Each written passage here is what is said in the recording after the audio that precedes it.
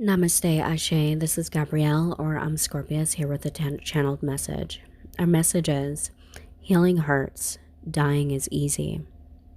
Healing is a process, never a straight line. Sometimes it leaves a scar. I recently heard a preacher speak about the return of Christ, and the preacher said Christ had souvenirs of his human experience. This was his scars of crucifixion, the stigmata. And I briefly thought for a moment, if we can see clearly our scars and our own unique stigmata, technically we all carry wounds from previous lives, lessons, and patterns within the matrix. Those brutal murders of religious, spiritual, and political warfare. Within our scars are the lessons unlearned and the pain unhealed. We can only see our stigmata by the way we perceive the scars we bear, and this perception dictates our experience in this life, past and future. Our programmed perception will obscure the truth.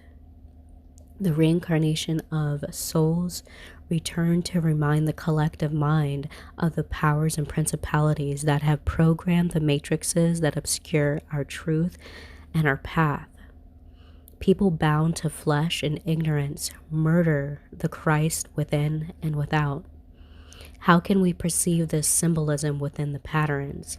Stigmata doesn't have to be literal, but a symbol of a manifestation in the matrix. We are all Christ potential. Be mindful of gatekeepers who know the symbolism and cause confusion on the path to truth.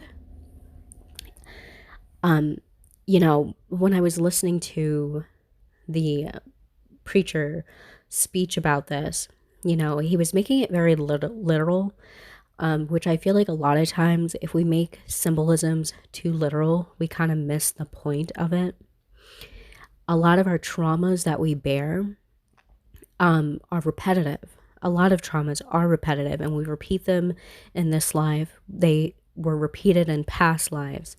And it's like, if our perceptions are already programmed to not see the patterns, then we'll always miss the point, And the reason why we get stuck in patterns is because we haven't learned the lesson that, life is trying to teach us as a collective God, how to elevate and transcend these issues, that is causing the pain. And so we get locked into suffering on a collective standpoint.